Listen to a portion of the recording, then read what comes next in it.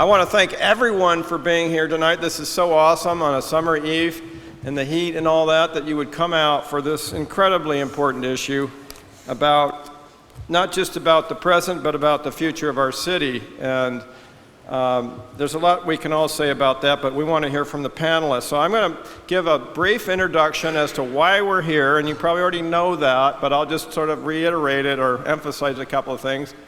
I'm Peter Steinbrueck, former city council member, by the way, if you didn't know who I was. I was invited to provide moderation and perhaps refereeship if necessary tonight, but I know that our panelists will not require that. It should be easy for me. So a very quick warm-up here, and this will help our panelists also sort of like have a better understanding of who you are, because there's not a whole lot of audience participation, at least not yet, and we don't have Q&A for the audience in this program. But I'd like to quickly ask, how many people here are apartment renters in Seattle or anywhere? Okay, just to get an idea, okay? Cool. So we got a pretty good share of apartment renters, maybe 50% or more. Okay, not to leave out the homeowners. And it's okay, you can put your hand up if you're a homeowner, there's nothing wrong with that, okay? Landlords, okay? And landlords, please, put your hand up, don't be shy. All right, good. We want you here too. We want you as part of the debate and part of the discussion. Okay, lastly, and this one's a trick question, but not so tricky, but how many of you, in principle, but maybe willing to learn more, support some form of rent control? Okay, that's a fair number. We're going to ask him afterwards. Yeah, I'm going to ask you that again at the end of this thing. So, okay, how many are indifferent right now or willing to learn?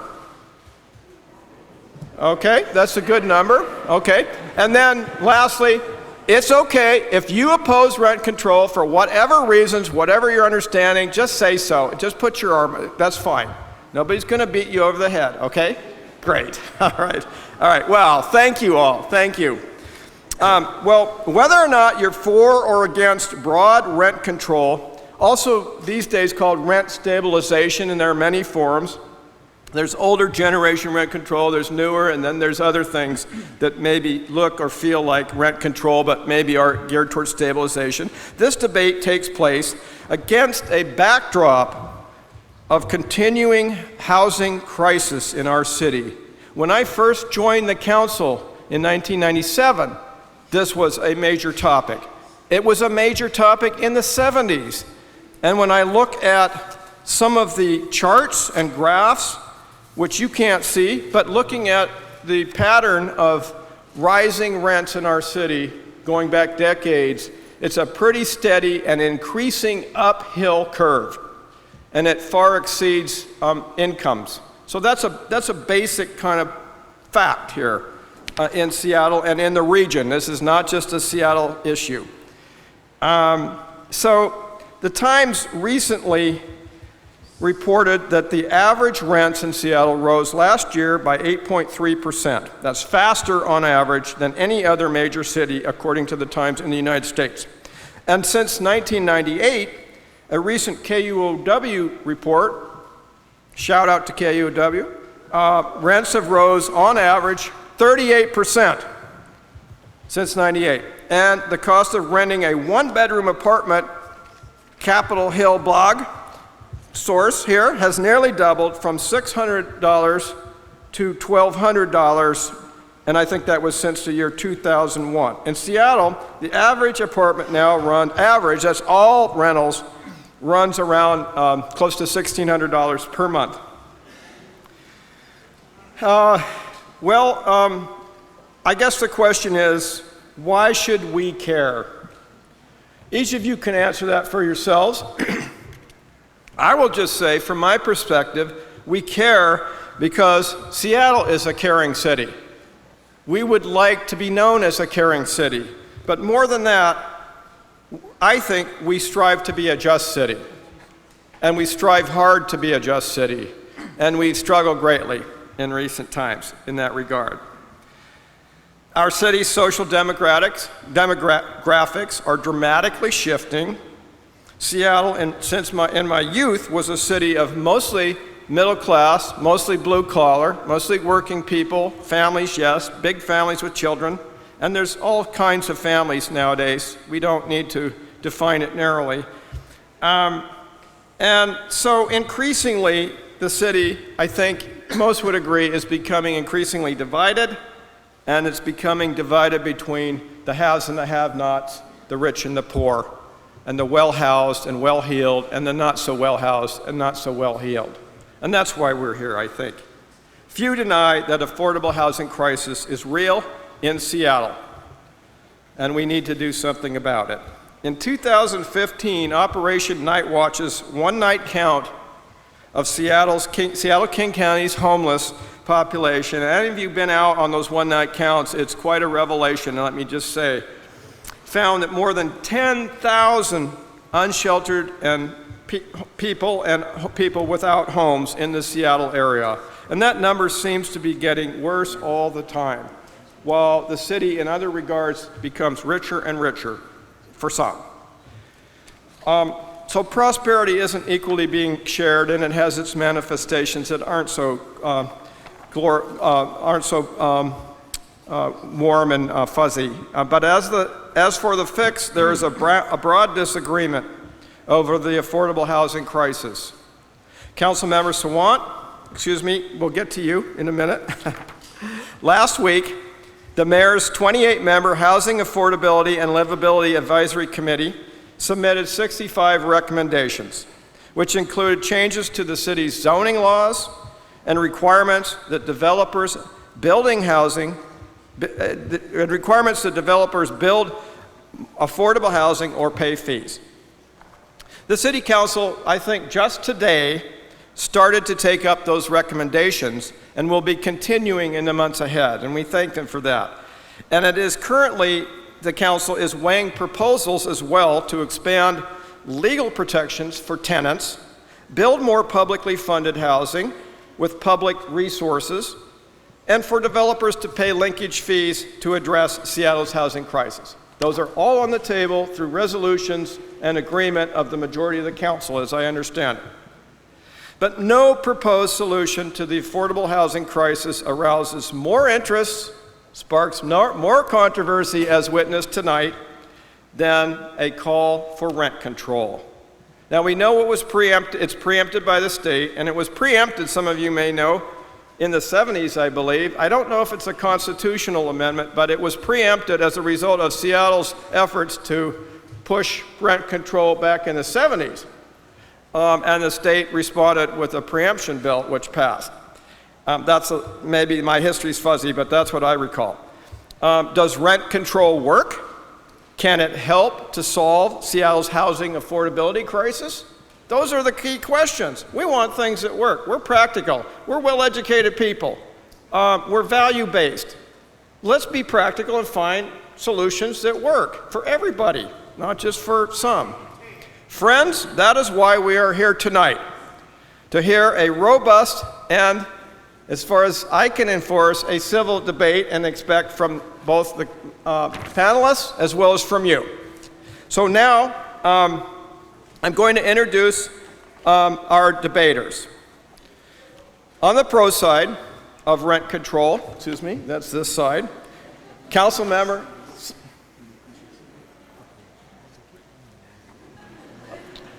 Just a minute here. Oh, and could I get some water, please? Absolutely. Town halls if you announce for people to scoot in. Okay.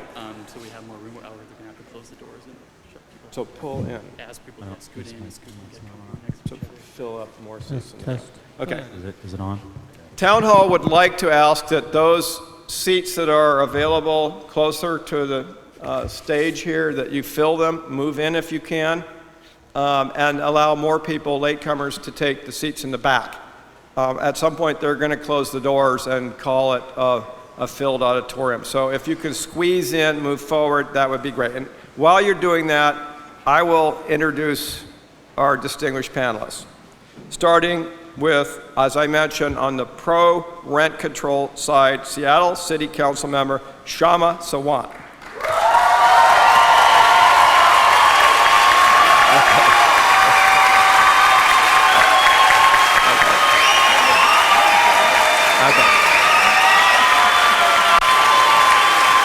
Okay.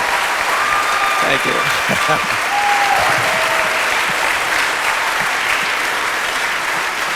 Okay, that's a lot of spirit in the room. City Councilmember Sawant was elected in 2014 and chairs the Energy Committee on the City Council. She is a community activist who brings a passion for social justice to her work as a public servant. After earning her PhD in economics, I should call you Dr. Sawant, right? Okay. We have another doctor here. Sawant moved to Seattle and began teaching at Seattle Central Community College, Seattle University, and then the University of Washington, Tacoma. Kshama was at the forefront of the movement that won a $15 minimum wage in Seattle, and she is now focused on the urgently needed solutions to Seattle's housing affordability crisis as well as nationwide. Councilmember Sawant donates a significant share of her council's salary to building social justice movements. Okay? Okay.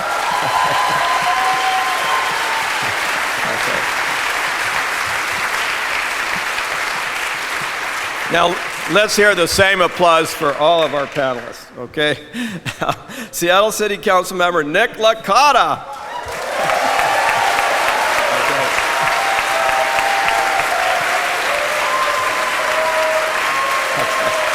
Roger, are you going to get that? Okay. All right. Now, AKA Nick, the one who needs no introduction, was first elected in the last century. No, yes, you were. 1997, when I was elected, and chairs the Finance and Budget Committee of the City Council. Nick holds a master's degree in sociology from the University of Washington. He serves as director of the Consumer Interest Group. He has served as director of Consumer Interest Group Washburn and as president of the Evergreen Land Trust, the Pacific Northwest's longest-running residential community. He has written and sponsored legislation. He's also authored books, I might add, for children.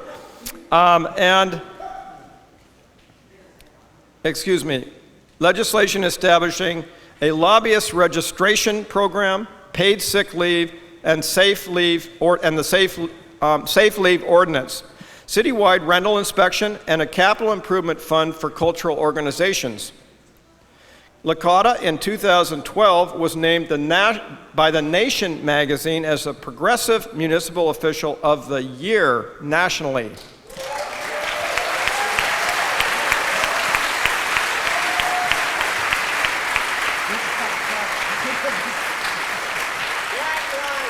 Licata founded the National League of Cities, Large Cities Council, and if you're not quiet, you'll have to be escorted out. I'm sorry.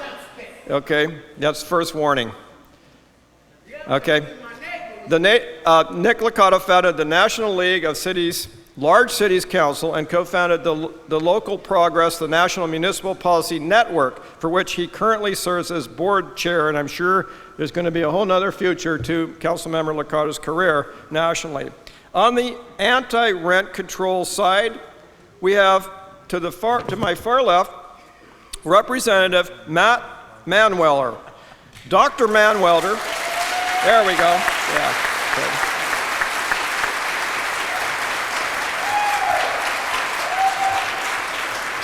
A graduate of Whitman College, yes, Whitman, with a degree in economics and later with a PhD in political science from the University of Oregon. A former high school teacher, he is currently a professor of political science at Central Washington. Representative Manweller was elected to the state legislature in 2012 and serves as the ranking member of the House Labor Committee. He has authored several scholarly books on tort reform and constitutional law, and he has been a regular columnist, and I understand also a radio commentator for the Daily Record, and has written many articles for other regional and statewide publications. He serves on the Research Advisory Board of the Washington Policy Center and is a trustee of the Freedom Foundation. Matt lives in Ellensburg, Washington, with his wife, Shelley, and his two sons, Lincoln and Grayson. Thank you, Matt. Okay. And we're getting there. We're getting to the big debate, but I got to introduce Roger Valdez. There you go. To my right. Roger is director of Smart Growth Seattle, a nonprofit partnership representing hundreds of local housing builders and developers, which advocates, and let me get the rest of my papers here, excuse me. I got them somewhere, I hope. Just a minute. I may have lost the rest of my notes. Oh my God. Oh my God. I'm finishing up with Roger. Here. More housing choices through land use reform and increasing the housing supply. Over the past 2 decades, Roger has worked at the state, regional, and local level on issues ranging from public education to public health. He was a neighborhood development manager for the city of Seattle and managed King County's efforts to implement Washington's ban on smoking in bars, restaurants, and other workplaces. Most recently, he was housing director at a local nonprofit managing 25 units of housing in Seattle, as well as over 100 units of farm worker housing in eastern Washington, and developing a 43-unit affordable housing project in Des Moines. Thank you, Roger, for being here. Okay.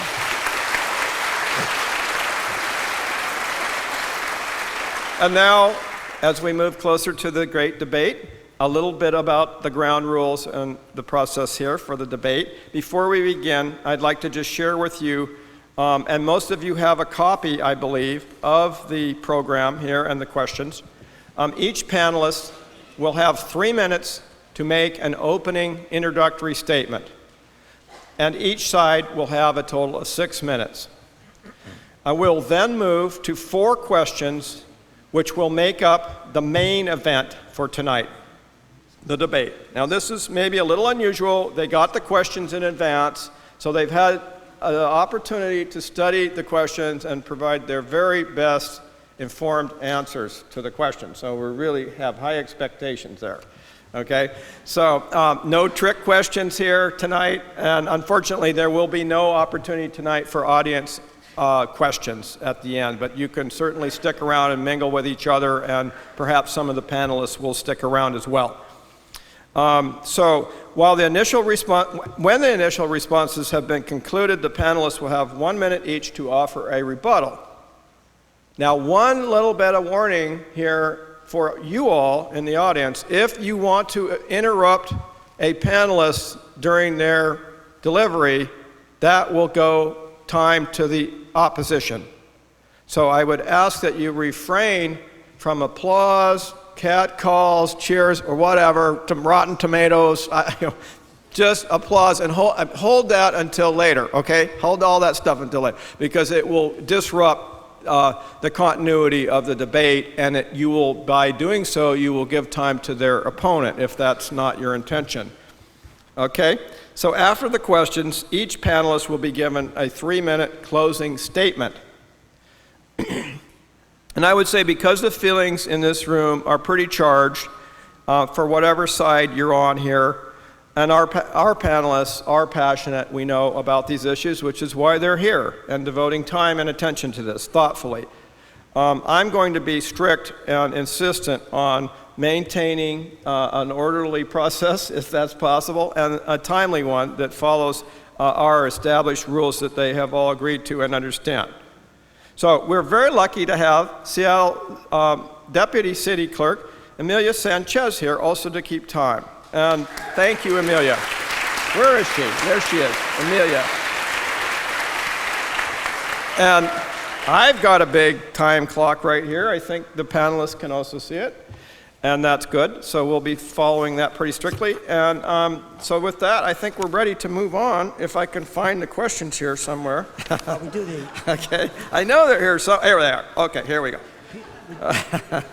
And I would ask also, if you can, at the end of this debate, after closing remarks, I want to set aside just a minute or so to acknowledge the many people who've made this possible. I've not done that initially. I understand that there are some electeds in the audience, and we thank you for being here, for caring about these important issues, and I'd like to save the acknowledgements for the end of the program before everyone breaks up, okay? So, question number 1, and we're going to start with the pro-rent control. Excuse me? Doing the intros first. Opening statement. I'm sorry. Thank you. Opening statements. And we're going to go this side, that side. So we're starting with the pro side on rent control. So 3 minutes per panelist. Councilmember Sawant or Nick Licata, who's starting first? Okay, Councilmember Licata is going to start first with his opening statement. Great. Thank you very much, Peter, Okay. and thank everyone for coming out on this very warm evening. Much appreciated, and hopefully it'll be educational for all of us.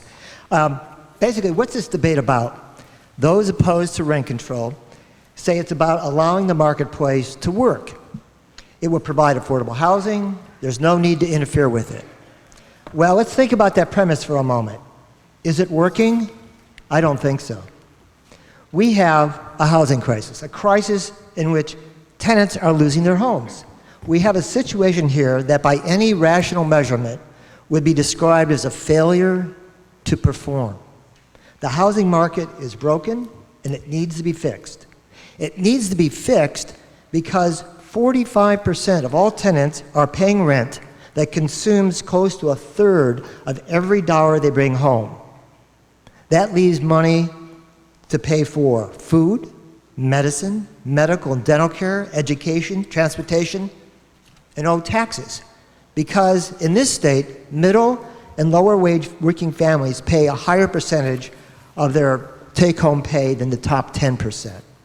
Those opposed to rent control argue that the government can't do anything right, but that's a straw man. Like all straw men, it's easy to knock over because it's not real. No one is arguing that government-run apartments. What is real is that the housing market is already regulated, and that regulation benefits both owners and tenants. We have building codes that provide safe housing, benefiting renters. And we have a tax code that rewards private investments. Both are government interventions that work. Do we as a city become involved in having neighborhoods where long-term residents are not shoved aside? Or do we abandon them to the cold mechanics of investment decisions? The former approach results in stronger, healthier city where citizens care about each other. We watch our streets as neighbors to keep them safe for our children.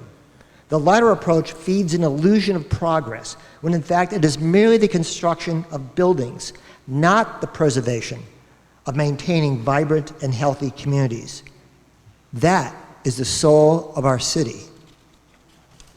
There is a public cost for losing our soul, but we can save it and still have healthy economic growth by allowing developers to continue to build and make a decent profit, but not at the cost of destroying the social fabric of our city.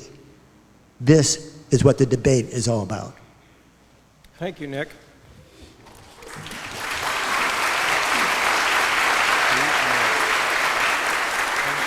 Okay.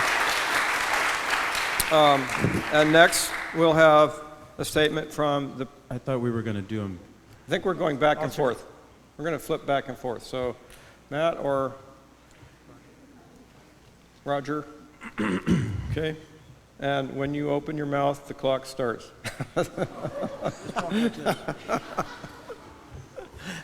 We're just going to talk like this. I'm doing it all, so I'll just stop That's at 3 fine. minutes and so go you back.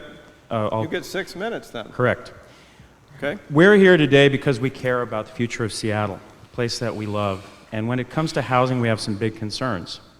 First, there's a deepening and widening worry that living in Seattle is becoming too expensive for hardworking people who have not seen their wages keep up with rising costs of living.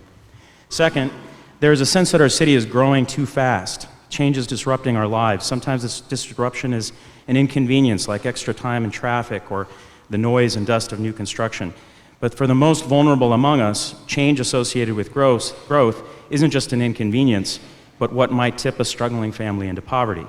And all this change seems to be orchestrated by a small elite made up of city officials, bankers, corporations, developers, and so-called urbanists whose vision of our city seems out of step with the rest of us.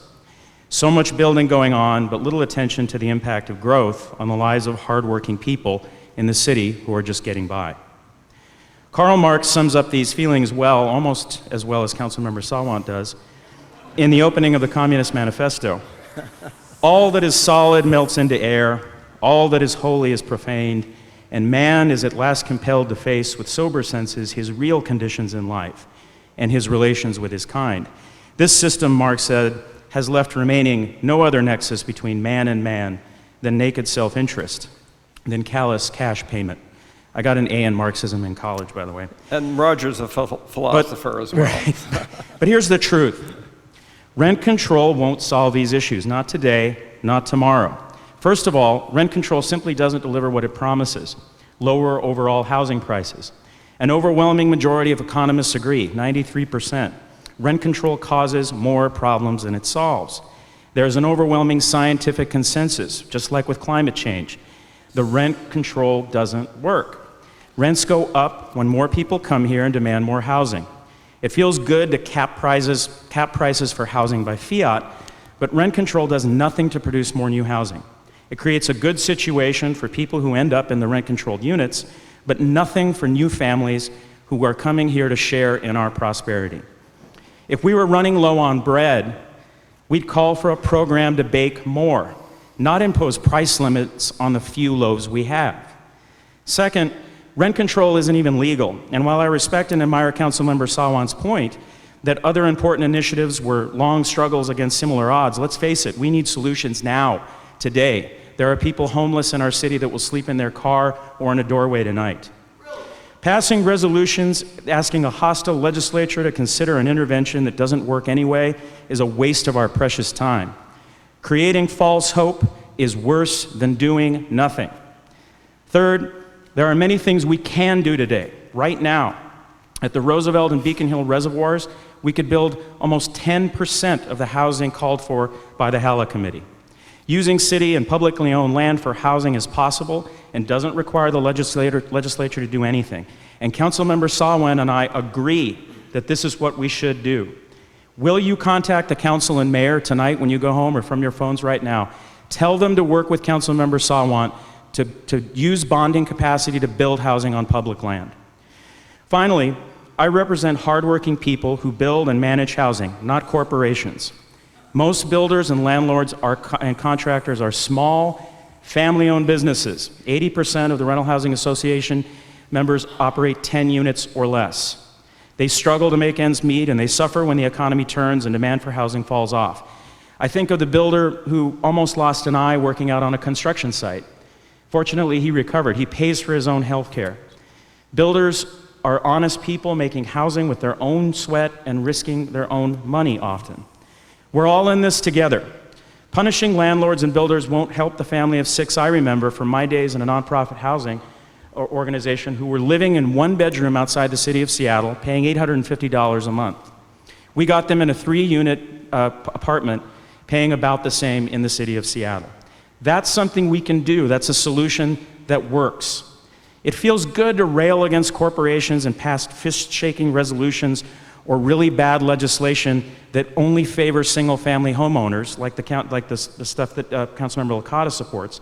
But wouldn't it be better to go forward tonight together, hardworking builders, contractors, families who need housing, all of us here today, the whole city, to urge that we start building more housing now?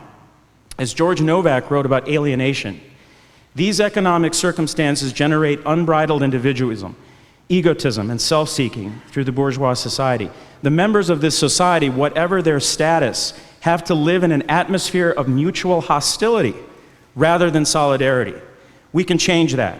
Imagine what hardworking families and builders in solidarity could do for the future of our city. We can build good housing for everyone, but rent control won't build one new unit of housing, and it won't empower us what we can do together today. It's very concerning to me that city staff only gave a hand-waving study to Councilmember Sawant's statement of legislative intent, asking them to explore using bonding capacity to build housing on publicly owned land. If every one of you writes an email and tells them to invest in further study of that proposal, it will make a difference today. It wasn't in the HALA proposal. It needs to be in there. They need to hear from you. Please do that. Both of us agree on that. It's a solution that has a lot of support. Thank you.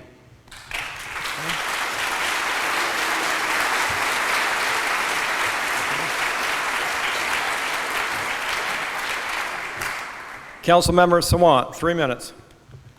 Seattle has seen a major job growth and construction boom, but very few of the new units are affordable to the majority. What about those who used to have affordable rents until recently? Times columnist Danny Westneat, who is no socialist, summed it up. He said, let's be blunt, when your landlord jacks your rent 145%, you are being kicked out. The implied message is goodbye. This is an epidemic of economic evictions. We need a comprehensive policy proposal, including making big developers pay with a linkage fee, building thousands of units of city-owned affordable housing units. So the question is not, should we do rent control and nothing else, but the question is, should we make rent control a part of a comprehensive proposal? Rent control, as we mean it, is a policy that links rents to inflation so that landlords can still make a profit, but rents are low enough that tenants aren't displaced. But let's step away for a moment from a citywide rent control policy and talk about something that might be more straightforward to most of us. I think most ordinary people would agree that it's reasonable and rational to make sure that the kind of rent hikes we've seen, 30%, 50%, 100%, 145%, should not be allowed, should not be illegal. Let's suppose we talked about a policy that said that landlords cannot raise their rents by those magnitudes. Would the real estate lobby say with us, yes, that's reasonable, let's do it? The answer is no. In fact, any reasonable or modest step to try to stop economic evictions will bring down the entire might of the real estate lobby against us. Why? Not because policies to minimize economic evictions will make a loss for them instead of profits. No, because they would still make a profit even though anti-economic evictions policies are passed. But such policies will not allow them to make runaway profits of the kind you can make only by speculative investment. They will argue trickle-down housing economics, which says you build and build and build enough of upscale units in the city, and at some point in the future, rents might come down low enough that most people can then afford housing. And then they will hope you get lost on that pipe dream while you scratch your head to figure out how in the world you're going to afford next month's rent. And meanwhile, they will be laughing their way to the bank. We don't need trickle-down economics or pipe dreams. We need affordable housing.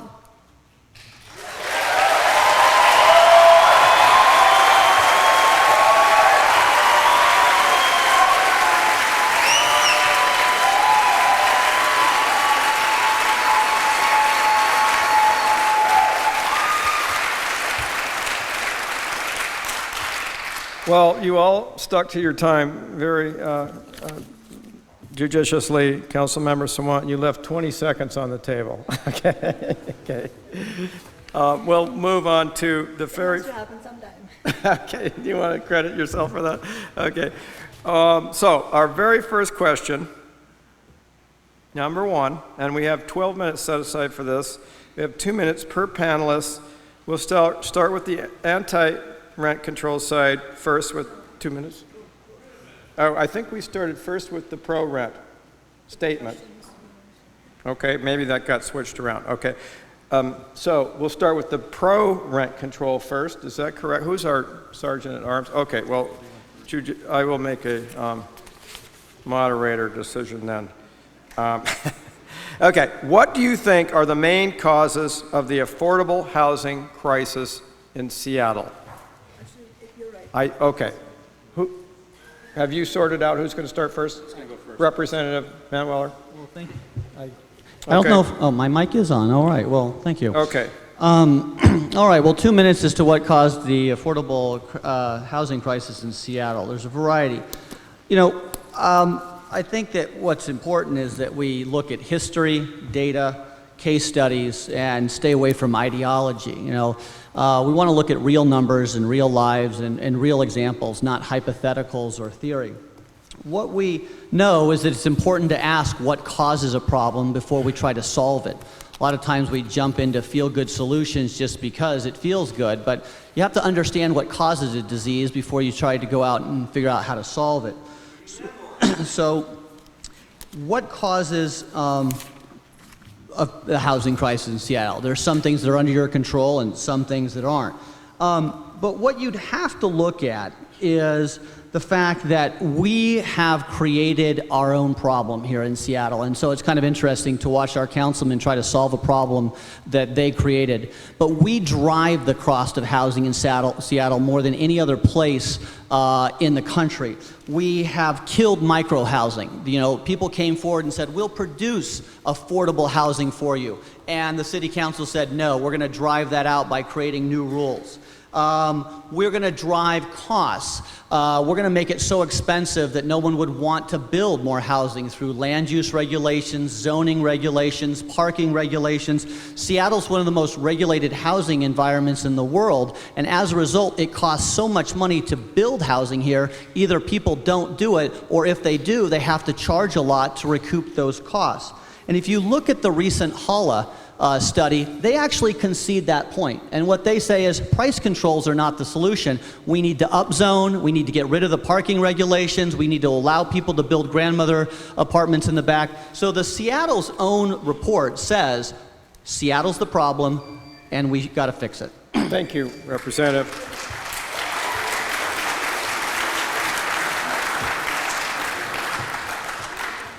Pro rent control side, who would like to? Nick, Councilmember Licata. Councilmember Licata will answer on the pro side. Okay. 2 minutes. First of all, we should recognize that the affordable housing crisis is not caused by greedy landlords. Property owners' interests are not decided by personality traits. Their interests are determined by the economic system that they operate in. We have a huge gap between the demand for affordable housing and the supply for affordable housing. And that supply will never catch up to the demand. And why is that? Because the cost of borrowing, the cost of construction, the cost of land are all greater for new housing than it was for the existing housing. New construction will always have higher rents than older buildings with comparable units. Developers do not build with the goal of providing housing for the average paid worker in Seattle. They build for the highest rents that they can receive because they build to make a profit if they want to stay in business. Supply-side proponents argue that new housing will make current affordable housing on the market more affordable. Seriously? Look at what has happened last year. Tenants faced economic eviction from 327 units from current unsubsidized affordable apartments. And that was not caused by the city council. That was caused by apartment owners. Tenants were uprooted after living in their homes for over 20 years, and many had their rents doubled. What is the main cause of our affordable housing crisis in Seattle? It's not a city council that's trying to restrain a market that's out of control. It is an unfettered market that feeds speculative development and requires increasing public costs to mitigate its social and economic damage. It's time for a more rational approach. It's time for an approach that will work and that will keep tenants in their homes and not tossed off on the streets.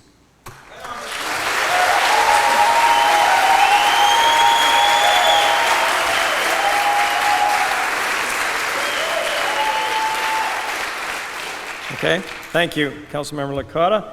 Roger Valdez. I think the debate is over. Councilmember Licata said that we build housing because we get a return on investment, and if we don't get a return on investment, we won't build housing. And yet, that's exactly what he wants to do, is eliminate the profit in making housing. So it won't happen, and so he's making the point perfectly.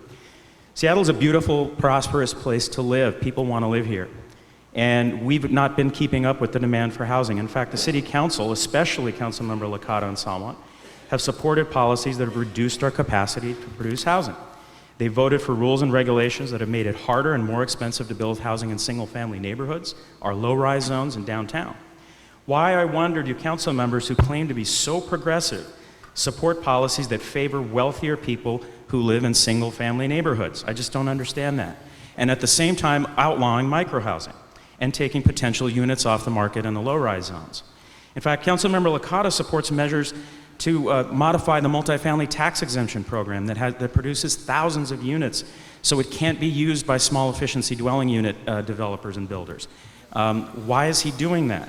Councilmember Sawant and Licata support a massive tax on housing, something that's good, that would raise housing costs and rents further. If you want to know the main causes of higher prices for housing, take a walk down the second floor of City Hall. That's where their offices are. Instead of incentivizing all new housing all over the city, the council has instead acted to protect people who already have theirs, essentially building a high wall that poor people can't climb over. The Growth Management Act mandates that our city grow sustainably, and we're not doing that. And as Councilmember Licata points out, new housing is more expensive. But the more we build of that, that takes the pressure off of the older stock that is more affordable. That's the best strategy to getting out of the problem that we have with rising housing prices. Build more housing. It's that simple. Okay.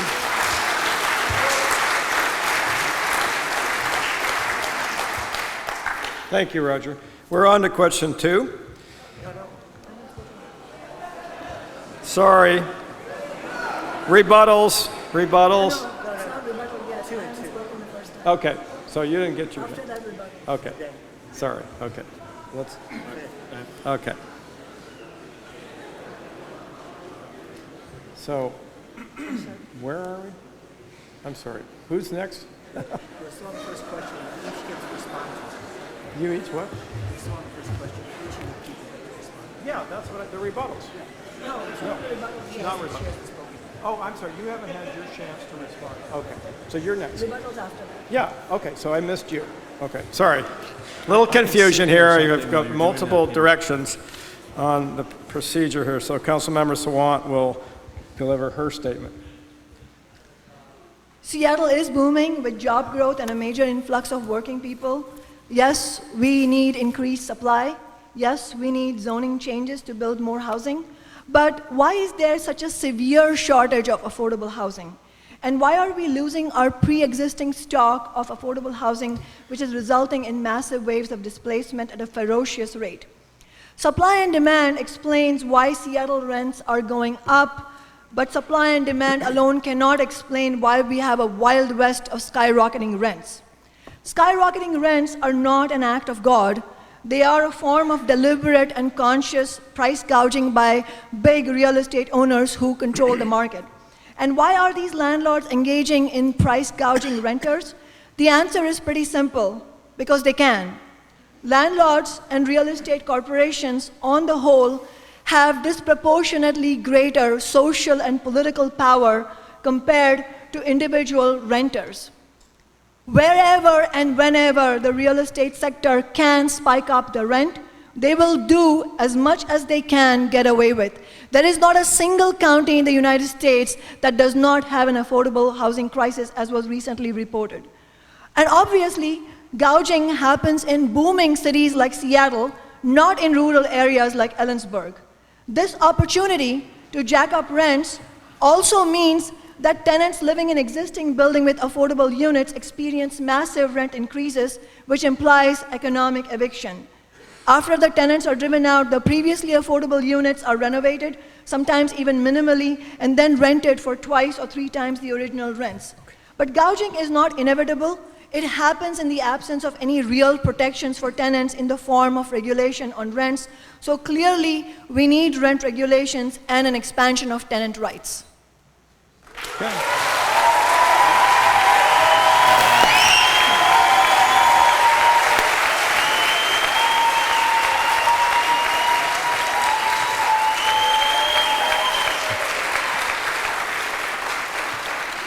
Thank you. And now we will hear a rebuttal from Representative Manweller for 1 minute. All right, well, I guess I would start by educating Kshama about Ellensburg. We're a town of 8,000 where 10,000 college students show up every year. So we have 18,000 people looking for housing for 8,000 people. And we did something really novel in Ellensburg. We built 10,000 additional apartments, and now we don't have a rental crisis or a housing crisis or a price crisis. And it's something you might want to consider in Seattle. Nick Licata said it exactly right. Demand is not staying up with supply. The demand is because you're successful. People want to come to Seattle. It's a great town. The economy's booming. It's a beautiful geography and climate. Where we're failing is on the supply of housing, and that's their fault. We need to allow... Please refrain. Okay. Please refrain, or we'll give Representative Manweller another 30 seconds. Something that's Okay. Representative Manweller, did you finish your statement? do the four. Okay. Yeah. I'll tell you what, if we're going to ask rhetorical questions, I'll just conclude with one rhetorical question, and that is this. If you only had 1,000 Prius in the city of Seattle, 1,000 Priuses, right? And they were super expensive, and you came along and said, I'm going to limit how much you can sell a Prius for to $5,000. Would that create more Prius? Would that create more cars? So please, somebody on to my right, and I say that euphemistically, somebody on my right explain to me how limiting the cost of apartments will lead to more apartments. And Mr. Licata just said the problem is we don't have enough apartments. So how will limiting the price of them create more of them? Okay, thank you, Representative Manweller. And I would ask our timekeeper to stop the clock if there are interruptions to the panelists' statements, okay? And we'll restart it. So, okay, so next we'll hear a rebuttal from the pro side. Okay, I'll go. 1 minute. Yeah. Thank you. I want to make 2 points quickly. Roger Valdez mentioned the MFTE program. I won't go into it. Let me just say it only guarantees low rents for 12 years. The 1,000 units they're talking about are all publicly subsidized, not through the landlords, and that they've continually jacked it up so that lower and lower income people are kept out of it. Also, to answer Representative Manweller's question, there was a comprehensive review done by economists that showed that moderate rent controls without fixed price ceilings have not caused a decline in construction, capital improvements, maintenance, abandonment, or demolition of controlled relative to uncontrolled units. This is data. This is due to the non-restrictive nature of moderate controls, which, as these economists have seen, guarantee landlords a fair and reasonable rate of return. We're talking about reality here, not about fear. Thank you.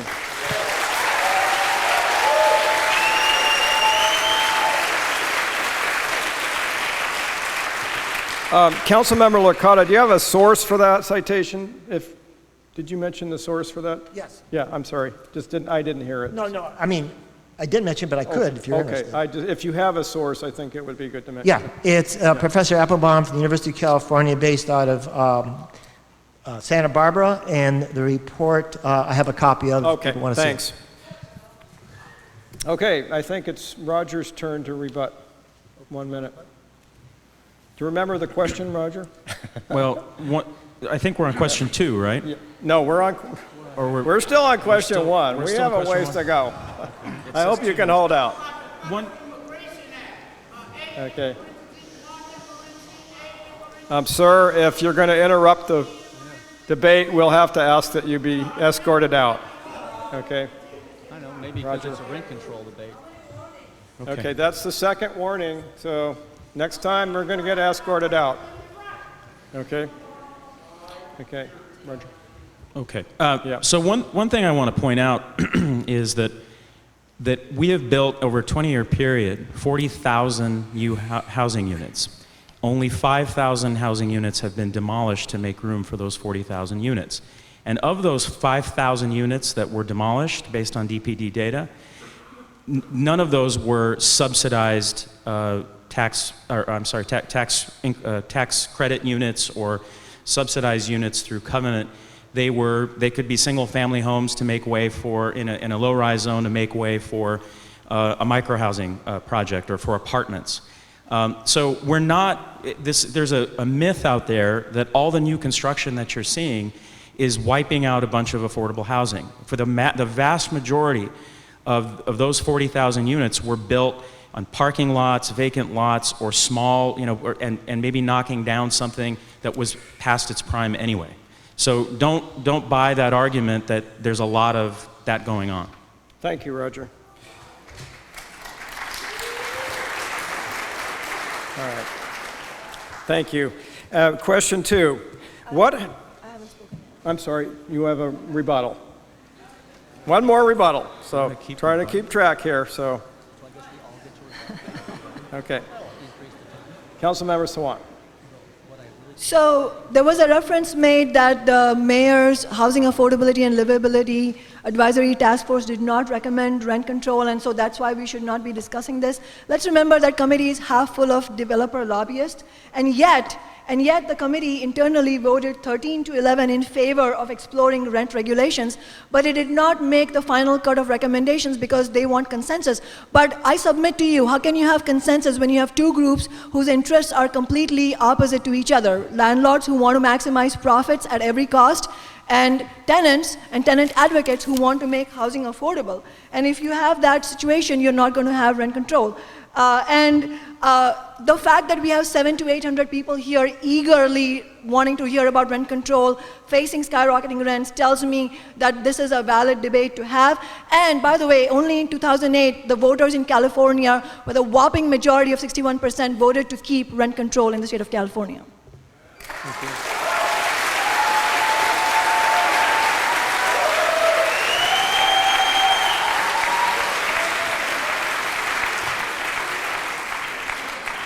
Okay, I believe that concludes the statements and rebuttals for question 1. We will now move on to question 2. And you need to stop racism and discrimination in housing.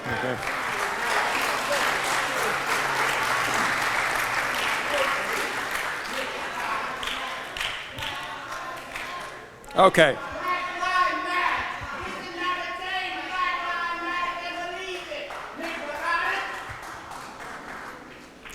Question 2. What have been the effects, positive or negative, of rent control where it has been adopted? And we start with the pro-rent control side. 2 minutes per panelist. Councilmember Licata. Right. I'm just wondering if you want to repeat that question. I'm not sure people heard that. What have been the effects, positive or negative, of rent control where it has been adopted? Okay. There are clearly two positive effects regulating rents. First, they will help middle and lower income people remain in Seattle, where they're closer to their jobs, resulting in less time they spend in traffic congestion and more time to be with their families. Second, rent control stops sudden rent hikes that can create a frenzy for new speculative development, often leading to housing bubbles, as we've seen in the past. Opponents of rent control make the following claims. First, it will lead to apartment buildings being abandoned. However, a Columbia University study concluded that substantial evidence available from national as well as local studies suggests that there is no correlation between rent control and abandonment. Abandoned buildings occur at similar rates in cities with rent stabilization as those without it. The second claim made is that vacancy rates will rise with rent regulations. After Boston got rid of its rent regulations, the vacancy rate got even smaller. It fell to 2.9% from 4% under rent stabilization.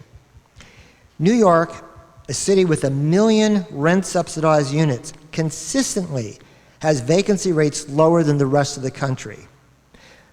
The final argument they make is that new construction will slow.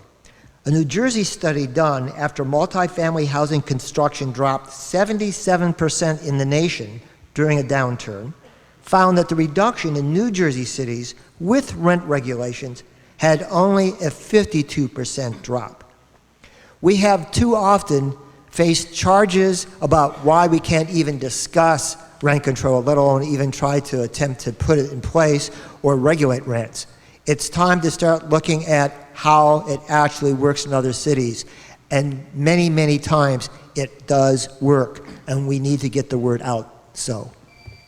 Okay.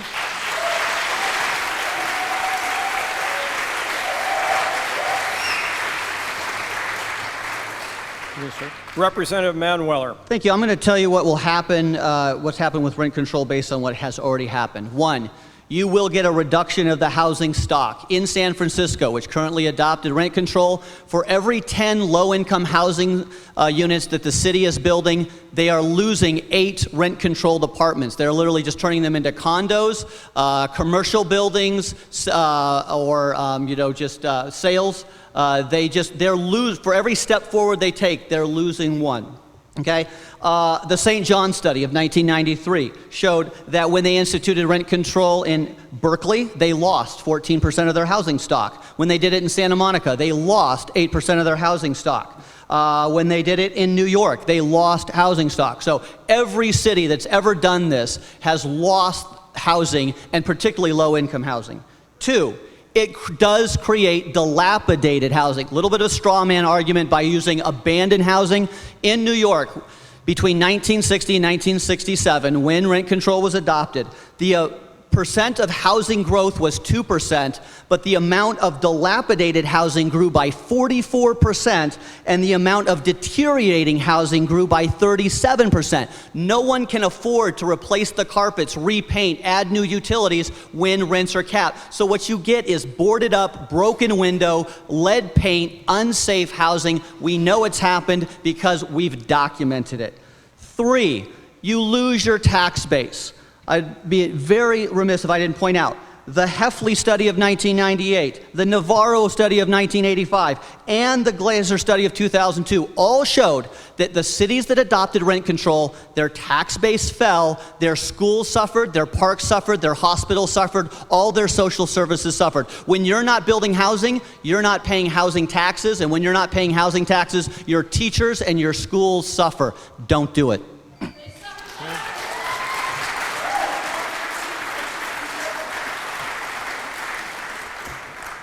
Councilmember Sawant. So I think if we are willing to look at this rationally and not look at the voodoo science but the actual statistics, then we'll see that one example, according to the New York City 1996 Housing and Vacancy Survey, the average income of rent-stabilized households is only $21,600 per year, meaning it is actually serving low-income and middle-income people because they're the ones who are, that majority that lies below that median needs help. And there's also another logic here. You know how they've done this in public education where there's more and more and more defunding of public education. Schools can't work without the necessary funding, and then we are told, oh, wait a minute, public education doesn't work. The same logic has been used to weaken rent control and rent stabilization policies. One very concrete example, in San Francisco, the rent control program was working really well, but it was weakened by a statewide measure called the Costa-Hawkins Act, which passed something called vacancy decontrol, which means that if a current tenant in a rent control unit leaves or passes away, then that unit reverts to the market, which means that over time, a lot of the rent control units have been phased out into the market, which means that we don't actually have that much rent control units, and that becomes a self-fulfilling prophecy, and that strategy is used over and over again to undermine good progressive legislation. And as far as unsafe housing is concerned, you know what? We have a lot of unsafe housing right now in Seattle. We have slumlordism in Seattle, and the reason it happens. Well, clearly we don't have rent control here, so there shouldn't be any slumlords, right? But the reason it happens is because of the disproportionate power that landlords and real estate corporations have, that individual renters cannot exercise their rights. That is why we need expansion of tenant rights and rent control.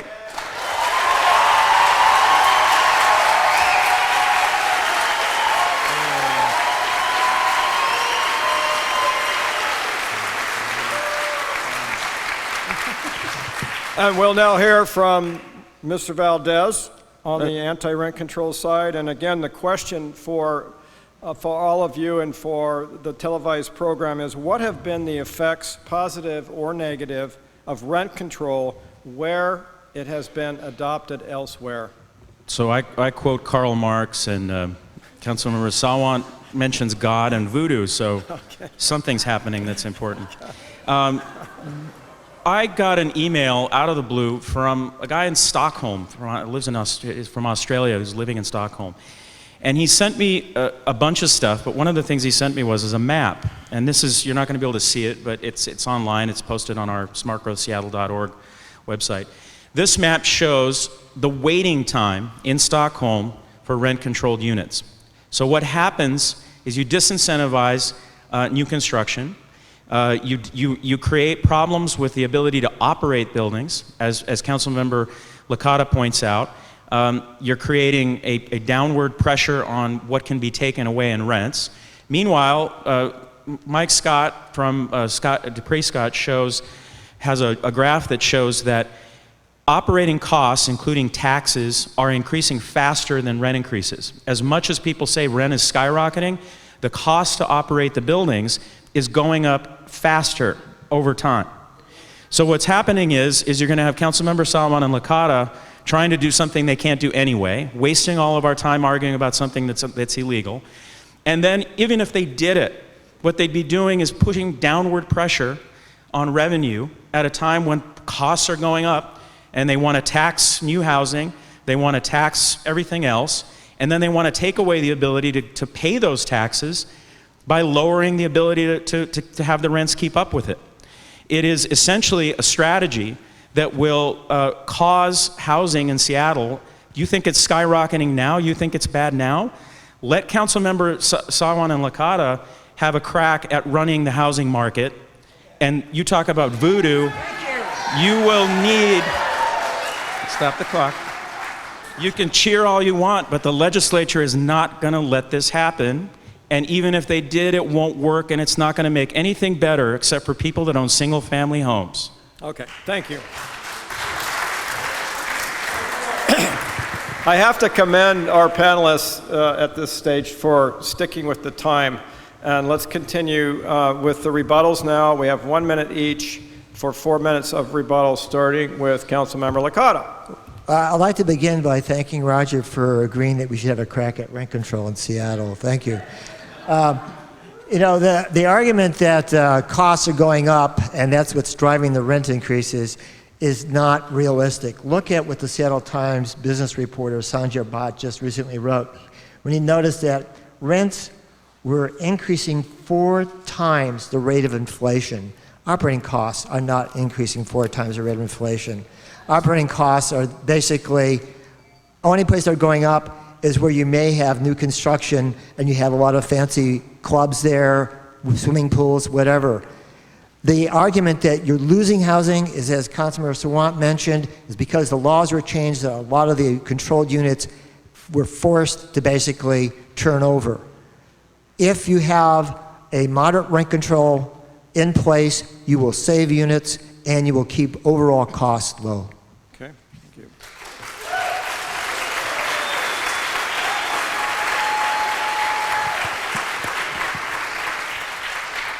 Okay, Representative Manweller. Well, thank you. rebuttal. Unfortunately, the data suggests that neither one of those things will happen. Here is from the San Francisco housing study published this month after they adopted rent control. It says, quote, neighborhoods like Richmond, Sunset, and the Castro District have seen significant drops in overall units as they have barely added any in the past decade. This is from the San Francisco supervisors who passed the law. They conclude, it now costs between $600,000 and $750,000 to build 1 unit in San Francisco. What do you think the rent is going to be on an apartment that costs $750,000 to build? This is what these people have given you to the right. In contrast, he talks about Boston. When Boston eliminated its rent control, it saw an investment and housing boom of 20% over the current stock. So we know time after time, rent control reduces the stock, jacks up the prices. Why would you want less housing that's more expensive? Okay.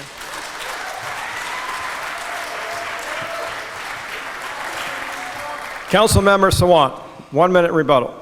Well, first of all, the rents are rising at a higher rate in Seattle, and we don't have rent control. San Francisco does. So, you know, what logical conclusion would you have? That does rent control lead to high prices or higher rates, or does the absence of rent control lead to that? And all the neighborhoods that Representative Manweller mentioned in San Francisco, they are all, specifically, all those neighborhoods he mentioned are experiencing rent increase precisely because of the loophole of the Costa-Hawkins Act statewide, which carries out vacancy decontrol. So really, it's the loopholes in rent control that have caused these problems, so which means that we need strong rent control laws.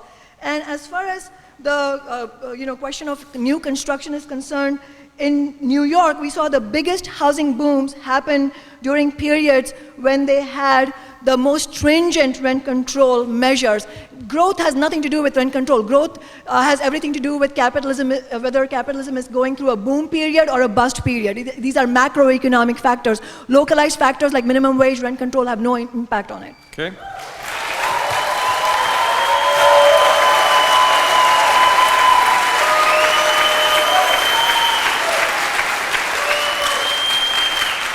Mr. Valdez, you get the last word on the rebuttal. So this is how this debate goes in this city. Sanjay Bhatt, who is a newspaper reporter, is cited as a real estate expert, while Mike Scott, who has been doing this for 30 plus years, is just dismissed out of hand. The fact is that operating costs are rising faster than rents. They are. It's a fact. And you can sit there and wave your hands and deny it all you want. That is what's happening. If you get your way, you will squash that down even further. And it's not a question of landlords letting I saw somebody tweeting about, oh, landlords will just become slackers and not repair their buildings. That's not what happens. They won't have the money to be able to fix the buildings because Councilmember Sawant and Licata will take away the revenue source that they can. And at the same, stop it.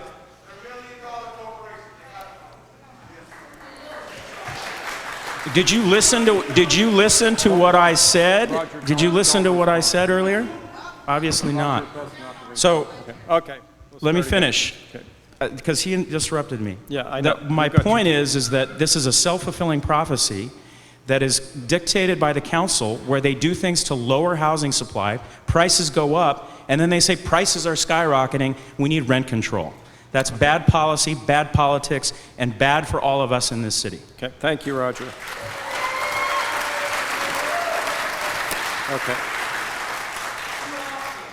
We're on to question 3 now. And again, I would ask that people not interrupt the panelists. Please let them finish their statements. Question 3. Without rent control, can the market make housing affordable in Seattle? Without rent control, can the market make housing affordable in Seattle? And we'll start with the anti-rent control on my left. Who'd like to start? 2 minutes.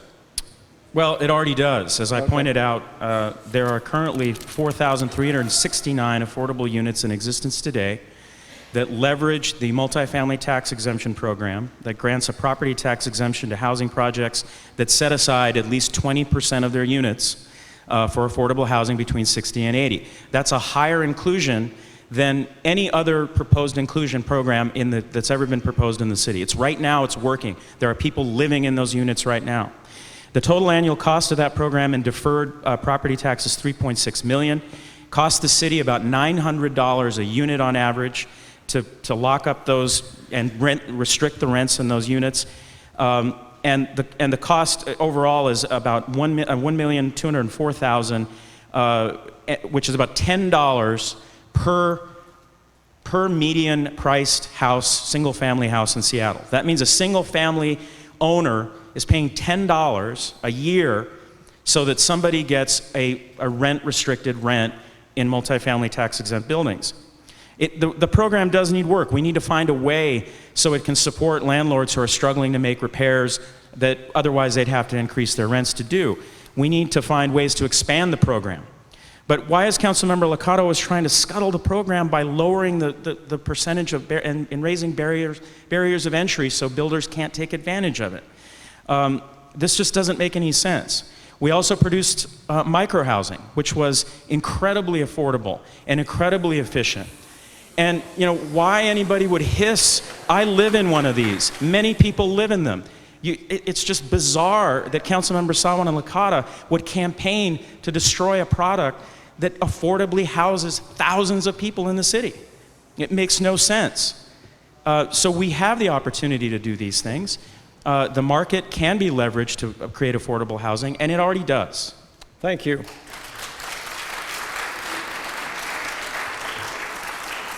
Speaker number 2 on our pro-rent control side. You want me to restate the question? No, that's Okay. unless you want to. What can we do? I'll just restate it again. Okay. What can the market do? What can the market do without rent controls to make housing affordable in Seattle? Okay, thank you. Okay. as I stated before, the unrestrained market, sometimes referred to as the free market, cannot by itself provide affordable housing unless you consider housing found in slums.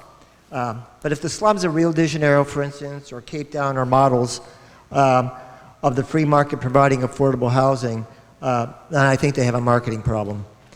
Here in the U.S., no city has relied solely on the marketplace for providing decent, affordable housing for its residents. I'm talking about major cities. I'm not sure what happens with very small ones. But so if we do influence the marketplace to provide it without some form of rent regulations, two efforts come to mind. We can use inclusionary zoning or linkage fees. We need inclusionary zoning that would require developers to include affordable housing within new projects or contribute funds for building affordable housing elsewhere. No public funds are provided to the developers. However, in exchange for this obligation, their properties benefit by being upzoned, resulting in higher resale value for those properties. The Mayor's Housing Affordability Committee, referred to as HALA, recommended inclusionary zoning by upzoning a major portion of the city. However, this legislation is not expected to really come into fruition for at least another 2 years. And they're not talking about using inclusionary zoning on residential, which they can be doing almost immediately. We were supposed to do it in South Lake Union, and it didn't really occur there. We can also enact those development fees now, as the council had originally planned. So I say stick to original plan and apply particularly residential linkage fees to developments as soon as possible.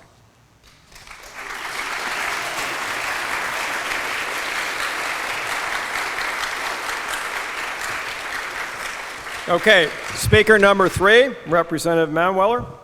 Well, thank you. I think I'm going to answer this question by telling a story that history provides, because every once in a while history provides us with a great case study which we can see what works and what doesn't. Following World War II in New York, millions of servicemen had to return. They were abroad, they were in Europe, they were in Japan, and they all came back, and of course there was no housing for them.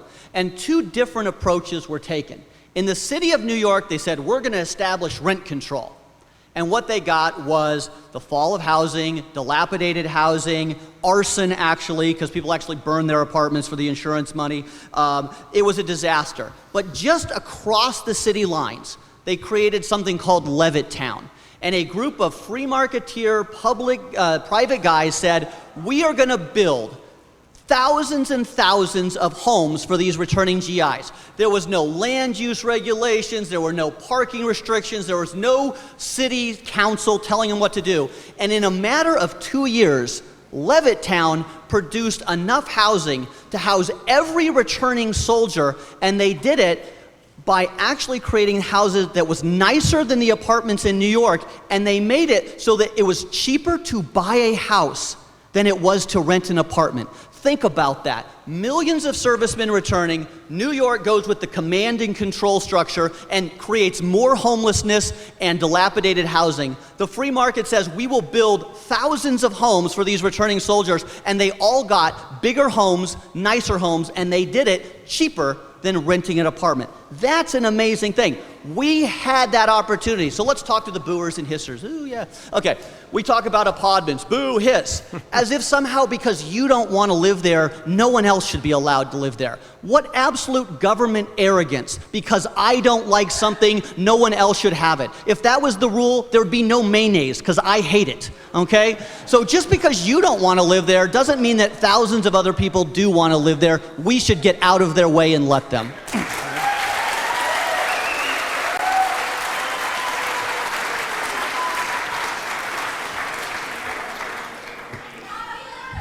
Councilmember Sawant, you get the Well, I final don't statement necessarily here. think microhousing is evil, but it is actually per square foot extremely expensive. It's not affordable. And also, microhousing is not a solution for households that want to raise children in this city. We want this to be a livable city. And please don't interrupt me.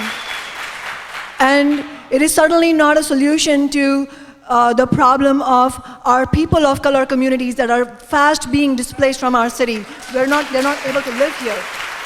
Please let me finish. Let me finish. We obviously need a comprehensive housing program. I support the hollow recommendations. I don't think they go far enough. We do need city-owned housing, thousands of units of affordable units of them. We need linkage fees on big developers. We need to expand tenant rights. But without rent control being part of that mix of comprehensive policies, there is really no answer to the fact that rents are skyrocketing today. The market units that are on the market that are affordable today, tomorrow will be flipped into unaffordable because you'll get a letter in the mail from your landlord saying your rent has gone up by 100 or 125%. To prevent that, rent control or rent regulation is the only policy that works. And as far as other policies are concerned, we're being told by the other side that this is a fantasy land. Let's talk about what happens today. Well, linkage fees, a robust linkage fee without a phase-in is a policy that we can pass today to make big developers pay. I would urge Mr. Valdez to support me in that. Maybe we can make it happen.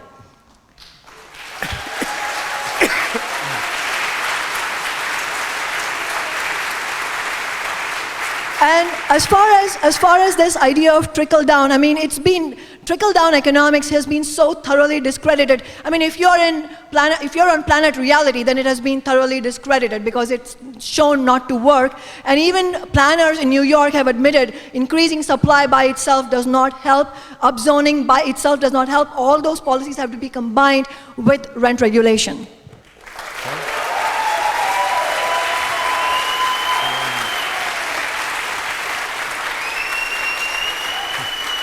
Okay, we're going to have a round of 1-minute rebuttals on this question about what can the market do to make housing affordable in Seattle. So, this business of it's per square foot more expensive is really a canard. The fact is that some people don't want as much space as a 5,000 square foot house. Can you stop it?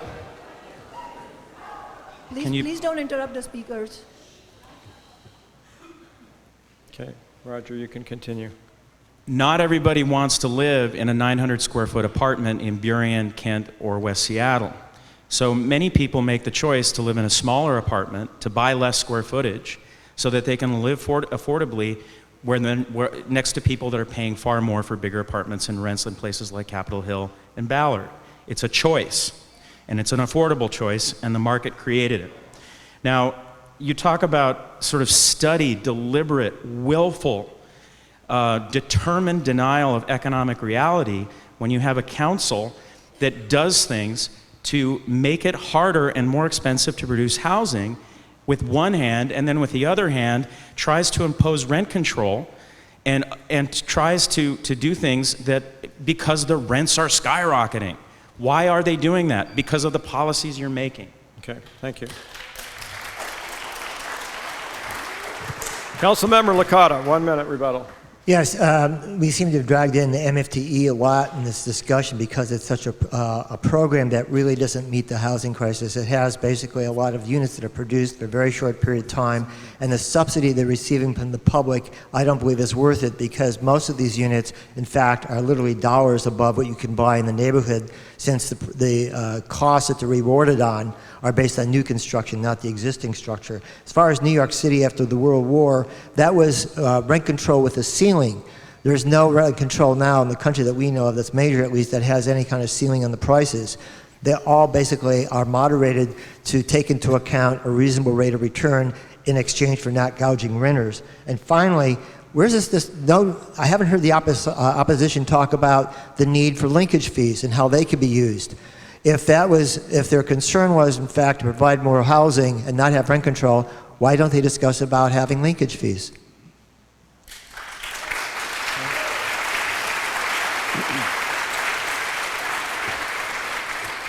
Representative Manweller. Well, thank you. I'm going to focus on two issues because we only have a minute. One, the issue was raised is what's the effect on children? I'm glad that issue was raised because there have been multiple studies of the effect on rent control on children, and it's devastating. Because what rent control does, yes.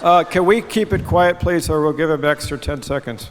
Listen, you might learn something. Okay. So rent control denies mobility. Hey, heckling can go both ways, and I'm better at it. you stop the clock? All right. Okay, we restarted the Here's clock. what rent control does. It decreases mobility. You move into a rent-controlled apartment at $700, you're just married, and then you say, hey, let's have a kid. And you're like, wow, we're a little crowded here, but you can't move. You're like, whoa, we don't want to give up this apartment. Then you have another kid, and you're like, well, should we move? We've got 4 people in this 1-bedroom or studio apartment. Like, no, we can't move because we'd give up this rent-control apartment. So what they did is they found in Santa Monica and Berkeley and New York is they would go into these houses and there would be 6 people living in a 1-bedroom apartment, and they'd say, why are you doing this? And they're like, I can't move. Blah, blah, blah, blah, blah. Okay. Okay. Stop the clock. Okay. We're stopping the clock again. Please let the representative finish his statement. He has 30 seconds to go. Okay. Save it for later, please. I'm going to speak to rent control because that was the topic of the debate. So the second issue was, Sawant mentioned that if you don't have rent control, you're going to get this nasty letter that says your rent's doubling. Here's what we know does happen when you establish rent control. You get a nasty letter from your landlord that says, your apartment isn't an apartment anymore. It's a condo. Get out. I'm going to sell it. Because as a rental, it's capped, but as a sale, it's not. So see this 10-unit apartment complex? It's now a 10-unit condo complex, and I'm going to sell them for $200,000-$300,000. That's what happens every place we've ever adopted rent control. You don't want one of those letters. Okay. Okay. Rebuttals. We have one more rebuttal. Councilmember Sawant. Well, right now, people with children, families with children, are being forced to move out of Seattle. The impact has been the hardest on the black community and people of color and low-income people, but now it's happening to middle-class people as well. And as far as this whole thing about condos and apartments, to my knowledge, most of the apartments that are being renovated are still being rented out because you can charge sky-high rents when you flip them in the market. But I wanted to say something else here. A very common tactic used by the real estate lobby to prevent any kind of eviction protection for renters, including rent control, but not just rent control, is to use their funds, their money, and they funnel that into conservative candidates, conservative politicians in rural areas which don't need rent control. The rural areas of Eastern Washington don't need rent control. Seattle needs rent control. But the way they control the process in Seattle is by flooding their campaigns with cash and controlling it at the state level. And the only way we will be able to counter this for Seattle's protection is to build a mass momentum here.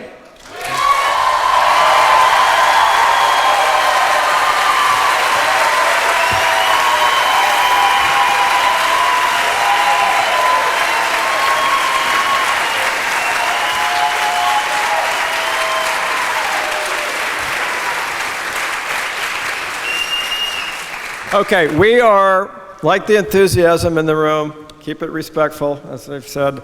What do you think will be the impact if rent control is adopted in Seattle? What do you think will be the impact if rent control is adopted in Seattle? We'll start with the pro statement. And will that be Mr. Councilmember Licata? Sure. Okay. Thank you. Well, when most people think of rent control, they think of New York City or San Francisco, and those examples have been used again and again on the opposition side. But in fact, there are 200 cities in the U.S. that have some form of rent regulation. And each city has tailored their ordinances to fit their housing markets. And that's what we would do in Seattle. You don't choose examples that are 100 years old. You basically look around what works throughout the country. Asking what kind of rent control will Seattle have is like asking what's the impact of a sunny day in Seattle. You don't know for sure, but you know it's going to be good. Because it opens up new possibilities, and that's what rent control would do. We know that the multitude of data-driven studies that the predictions of catastrophic economic calamities are untrue. We know for sure that some people will be able to live in Seattle because of being guaranteed affordable rent, rather than seeing particularly the minority community being pushed out. The census in 2010 showed that in the central area, 54% of the residents there were African American. And now 10 years later, it's 24%. It's because they couldn't afford, in many cases, the increased rents. We need to lift the ban from the city, the current rental control ban. Because as it's enforced now, any type of restraint over rent prices, not a ceiling, just even an advance warning that there's going to be a rent increase, are considered a type of rent control. They should not be beyond the reach of a democratic decision-making process. The citizens in the city should have the right to decide if they want to have their own local government make some decision about how they can remain in the city and how rents should be regulated. I think it's a question of small local government fighting off big government that's under the influence of big major political contributions. Thank you.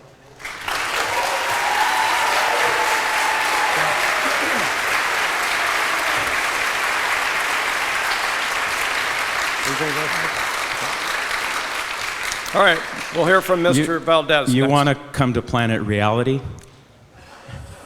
If we controlled with political money the city council, neither of you would be sitting here right now. Okay? We don't. We don't. Secondly, what I find ironic about Councilmember Licata's statement is he'd rather have the poor poor, provided that the rich were less rich. That's his policy. That's his attitude. That's what he wants to do. He wants to penalize. Please, no shout-outs, and let Mr. Valdez finish. He wants to penalize and punish, not create new housing units. That's why he's campaigning against the multifamily tax exemption. That is going to be a legacy that he has left as he's ruining it. Why?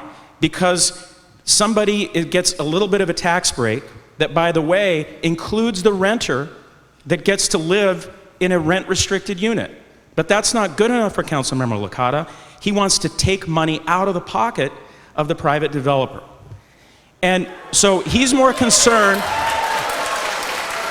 Stop the clock. Stop the clock.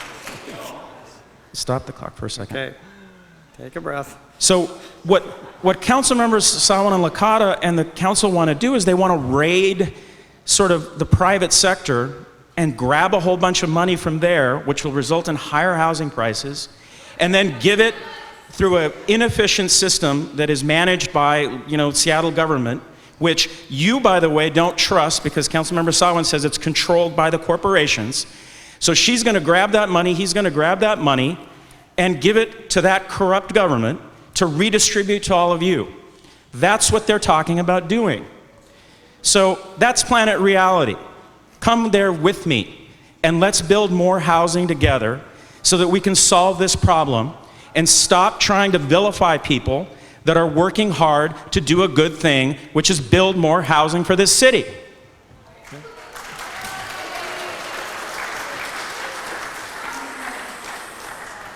Councilmember Sawant, 2 minutes. So I think we are in agreement that it's not just about rent control. We need a whole host of progressive policies to be passed in the city of Seattle to address the serious income, wealth, and racial inequality that we have prevailing in our city. So first of all, as I said before, we need a comprehensive housing program. Rent control needs to be part of that program. We need to expand tenant rights. And we also need a citywide millionaire tax so we can fund mass transit and public education.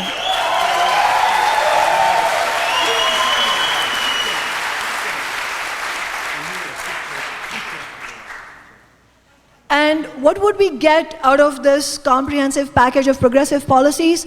We would get what I presume many of us want, which is a culturally vibrant and racially diverse community of a city that would really provide a wonderful atmosphere for the younger generation to grow up in. It will enable a reversal of the exodus that we see right now of working families, especially of the Black community, especially of young people starting out in life, and senior citizens on fixed income. So if our vision of the city is to provide a dynamic, vibrant, and humane place where everybody can thrive, then we need all of these policies, including rent control. But we're not going to get any of this unless we understand that just like the $15 an hour victory, this is going to come to us only if we build a sustained and strong mass momentum on the ground, a grassroots movement, and particularly to fight against loopholes. California right now is fighting against Costa-Hawkins Act, which is a major loophole in rent control there. We need to make sure that when we win these policies here, we win them without the loopholes. And that is why I would really appeal to everybody, support Councilmember Licata and me in our resolution to demand that Olympia repeal the ban on rent control so that Seattle has a fair chance, a real shot at fighting for rent control.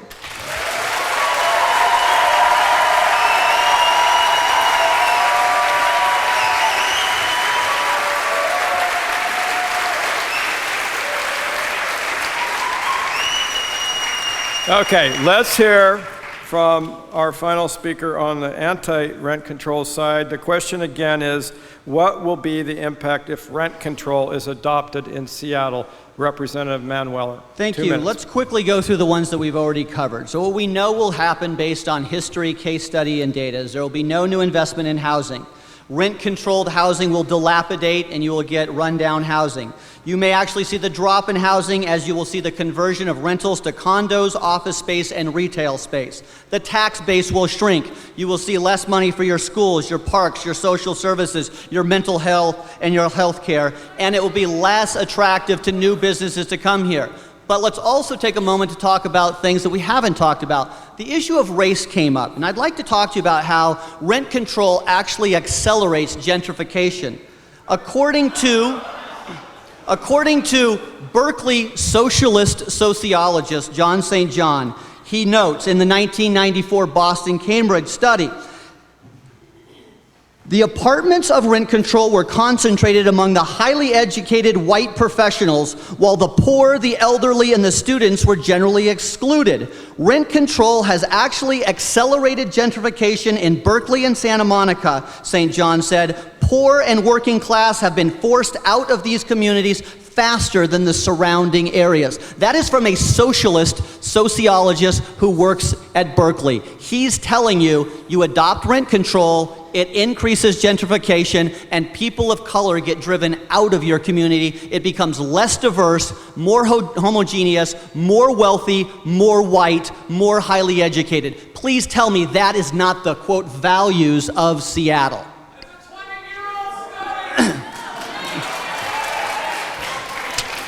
You asked for citations, I'll provide the citation and the case, okay?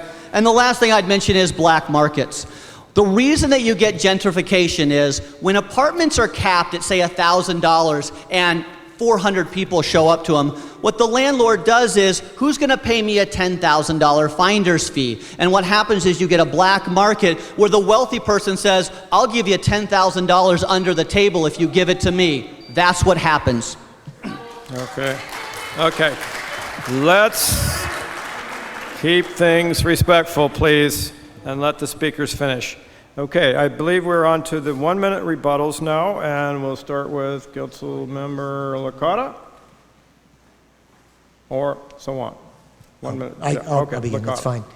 Okay. You know, the argument against rent control, from what I'm hearing from the other side, is that all these bad things will happen. The locusts will arrive. You know, there have been condo conversions in Seattle since I've been on the city council in '98. In fact, in '98 and '99 and 2000, many, many buildings were converted into condos, were apartment buildings. We didn't have rent control. There have been people, there have been families moving out of the city because they couldn't afford rents. There is no rent control there.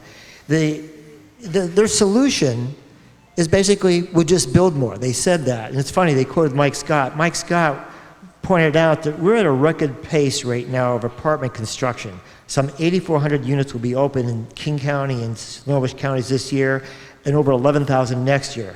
And that is skewing the average rent higher, said local apartment expert Mike Scott. Because what's happening is that the existing units, the owners are charging more because they can see the new owners are getting more in their apartment units. That's why you need to regulate the market.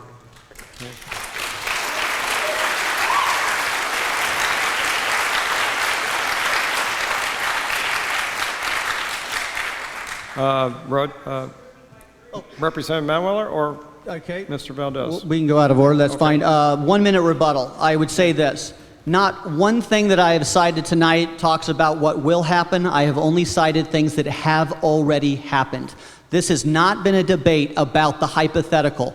Every study that I have cited, every study that I have brought, was publicly funded by very liberal municipalities, not a dime of corporate money, not a dime of lobbyist money. Mostly left-of-center academics from very blue cities have universally said rent control in our city is a failure. And if rent control is such a success, then why is it that in most of the places it was adopted, measures were taken to not only ban it then, but to ban it in the future as well? I will conclude with the way we started.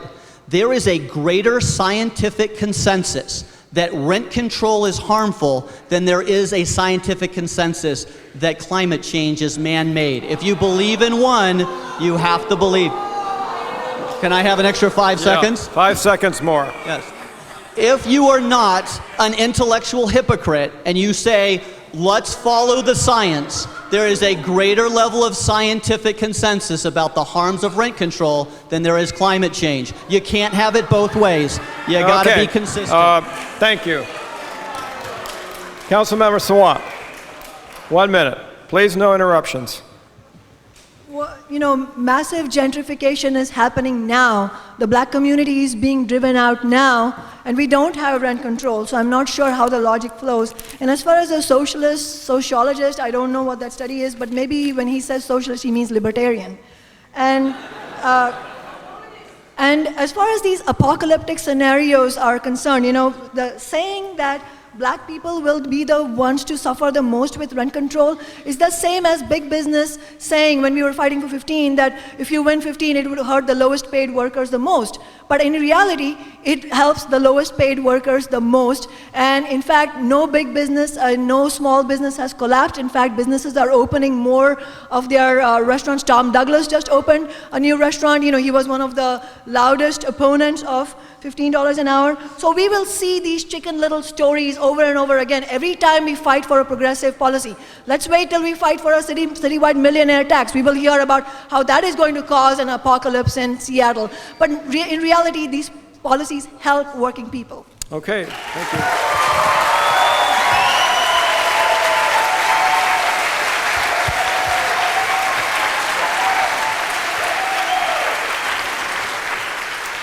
Roger, 1 minute. I'm going to go back to the point. We talk about what's going on right now. What's going on right now is there are 30,000 rent-restricted units already today in Seattle.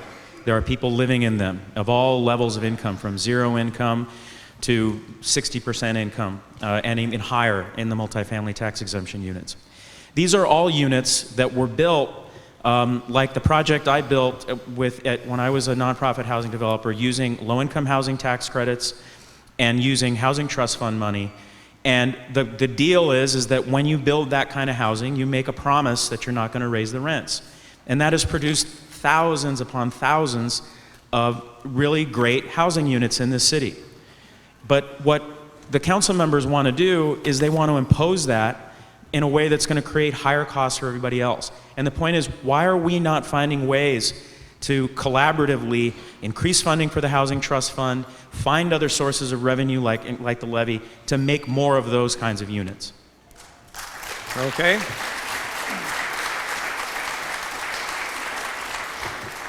Okay, we're doing really well, you guys. Thank you. And we're almost through with the program here, but we now are moving on to closing statements.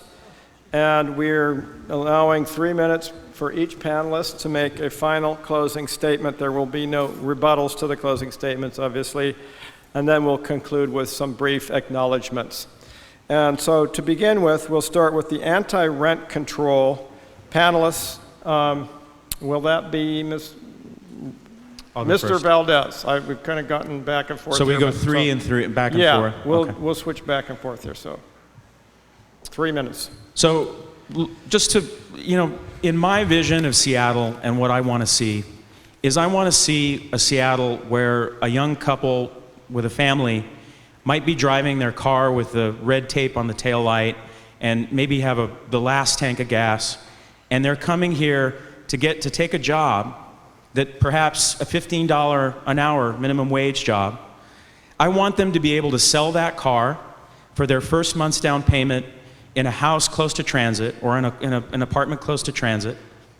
And I want them to be able to thrive in this city Because I'll tell you what, if we don't have those people and we don't have that diversity, we cannot be a great city. The city of Alexandria, an ancient city, was a great city because of its diversity, because it drew together all kinds of different sorts of people. We can't do that if we create a housing economy that is choking off housing supply and making it harder for people that already live here and for people that want to be here. This policy simply won't work, guys. It's not going to work. And it's going to make things worse for poor people, because the competition for the scarce housing is going to get more intense, because there are a lot of people that want to live with us. They want to join us at this bounteous table, this feast that we have in our city. It's a great place to be. And we need poor people, we need rich people, and people in the middle. But we're not going to get that if you continue to willfully believe stuff that just isn't true. And I'm telling you, we need to work together. And right now, Councilmember Sawant and I, the evil developer lobbyist and the great socialist council member, agree that we need to go forward today and use our bonding capacity to build more housing on city-owned land. And yeah, no developer's going to get tarred and feathered if we do that. Is that what you want? Is that what you want? Or do you want more housing? I think what we need is more housing. And she and I together would make a great team in working with the private sector and the city to make them deliver on that promise. Do you agree with that or not? Okay. So you would rather support a rent control resolution that will do nothing, that will do absolutely nothing, than go forward with us in collaboration to build more housing on city-owned land. Let the record show, reporters, bloggers, let the record show that the people in this room, not all of you, would rather punish developers than create new housing. Okay. Thank you, Roger. Who's next? 3 minutes. Okay, then, okay. Councilmember Licata will Okay, make thank his you. closing statement. 3 minutes. First of all, those 30,000 subsidized units are subsidized with public funds. And that's what's been happening. The public has been picking up the cost again and again and again. And what's happening is that those people who are building apartments, that's fine, they're making profits, but they're not giving to the public. And many times they're removing housing from the public, from the market. If you look at the 30,000 subsidized units, there's a 5-year waiting list. We have no rent control, and there's still a 5-year waiting list. Things are not good. Keep in mind the issue that they're debating is that rents should be free of all constraints, should be allowed to have 100% increases. They could displace students, seniors alike. The only restraint should be those who control the rents, would be the property owners. Or the other alternative is the public should be allowed the freedom to direct their democratically elected representatives to rein in the rental market that is controlled by the few that often, unfortunately, take disadvantage of the many. And without restraints, the community as a whole will suffer, and the public will have to pick up the cost to correct the social and economic damages resulting from an uncontrolled and often wild and crazy rental market. And it is crazy. Their solution is to let the public, again, pick up the cost, double the property taxes for picking up larger housing levies. No. We have to at some point recognize that, yes, housing levies are good, but we need to have some moderation, some balance. It's not just all one-sided. The council has an opportunity to pass a resolution to ask the state legislature to stop preempting our residents from having the freedom to decide their own economic welfare. Our legislature should be requested to lift the rent control ban to allow us that freedom. And currently, there is a resolution in the Housing Committee, and I've asked the committee chair to bring it to a vote before September 1st. And if that is not the case, then I will take a vote next Monday to introduce another resolution that will go to my committee where we will have a vote. I ask for your support, your involvement. You know what to do. We need to make our government and our economy accountable to the people who live in the city, not those who may live far off and treating us just as figures at the bottom line. Thank you.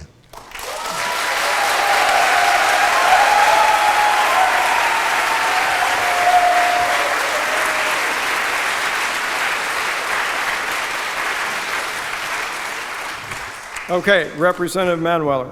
Well, thank you. I want to start off by just saying thank you to the organizers of this event and to everybody who showed up.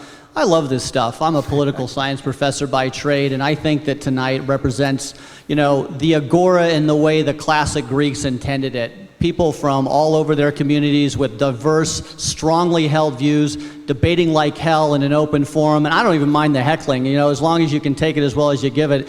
I don't think I agree with Nick or Kshama on anything, but I would debate them anytime, anywhere. I think it's fun. I think it's good for our democracy. I think it's good for public policy. I guess in order to conclude, whenever you look at issues of should we do this or not, I think the best place is always to start is set aside ideology and look to data, look to history, look to case studies and say, are we the first person to invent this wheel, or will we be reinventing the wheel? And before we do that, let's see what other societies have said. Let's see what other communities have experienced. And I've tried my best to do that tonight by looking at the effects of rent control over the last 60 to 70 years, both globally, both domestically, both here in local places, and said the story is pretty unanimous. It doesn't really matter who you ask or when you ask them. If you ask somebody from the 60s, the 70s, the 80s, the 90s, in Sweden, in France, in New York, Boston, Santa Monica, the story is always the same, and it didn't work. It had unintended consequences that we didn't foresee. In many cases, it made things worse, and so we as a community came together and banned it so that we wouldn't harm people in the future. Regardless of your ideology, whether you put an R or D or an S in front of your name, I think data and facts should matter. And I think that absolutely should matter when you talk about adopting public policy that will affect millions of people that aren't you. When we talk about public policy, it's not just the handful of people up on this stage, but it'll affect, thousands and thousands of other people. So I guess I'll leave you with two rhetorical questions, as we go home tonight and think about this debate. One is, if rent control is such a success, then it seems that San Francisco and New York should be some of the cheapest places to live, since they've had it the longest and have some of the strongest rent control laws. Why is it then that in the cities that have the strongest rent control laws, they have the two highest and most expensive places to live in the United States? At least think about that. At least think about that. And the other thing, I guess, is, let me ask you a personal question. What do you own that you think that these two people over here should be able to tell you what you can sell it for? Should they be able to tell you what you can sell your car for? Your home for, your watch, your iPhone? Maybe they should regulate all the sales that you make. Just ask that question. What do you think they have the right to tell you what you can sell your stuff for? Thank you.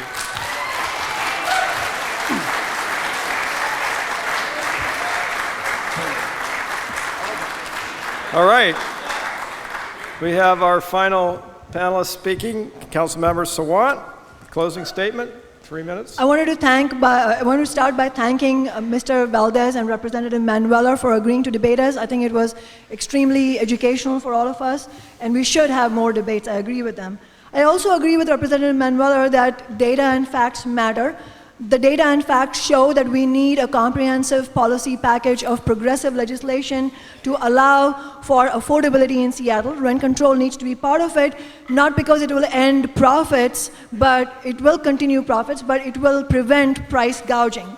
And winning anything will take a political fight. No matter which of those progressive legislation we are talking about, it will take a massive fight, because the real estate lobby and big business will fight us tooth and nail, just like they did on $15 an hour. Just to give you a concrete example, Smart Growth Seattle, which is a real estate lobby that Mr. Valdez is the director of, was founded by Blueprint LLC. Blueprint's co-founder is Dan Duffus. Dan Duffus is also the developer who is tearing down a building in West Seattle and is suing the city because he does not want to pay the low-income tenants a relocation assistance of $1,700 per tenant. He just owes them half the relocation assistance. The city pays the other half. Even though he owes such small amounts, he's still suing the city. This means, what does this tell us? This means that they will play hardball no matter how modest a legislation we fight for. So in reality, we have to really gear ourselves up for a major movement, just like we did on 15. And let's see what other societies have said. As was said before, we are not alone in demanding rent regulation and really an addressing of the economic evictions.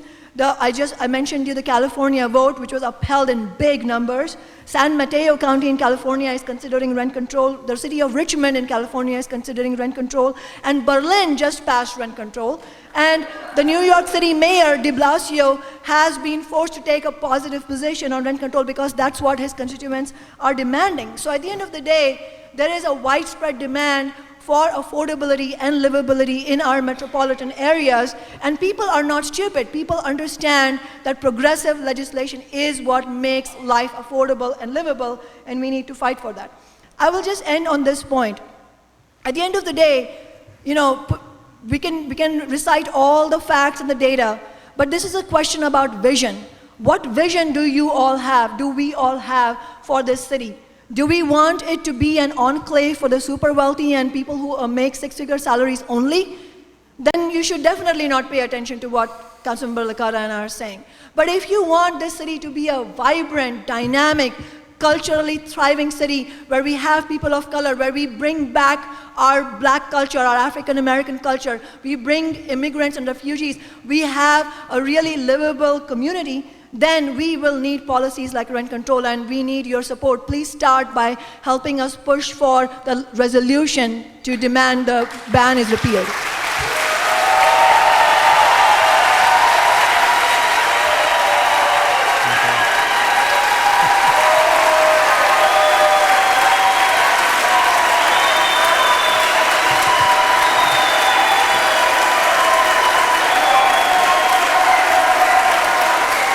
Okay.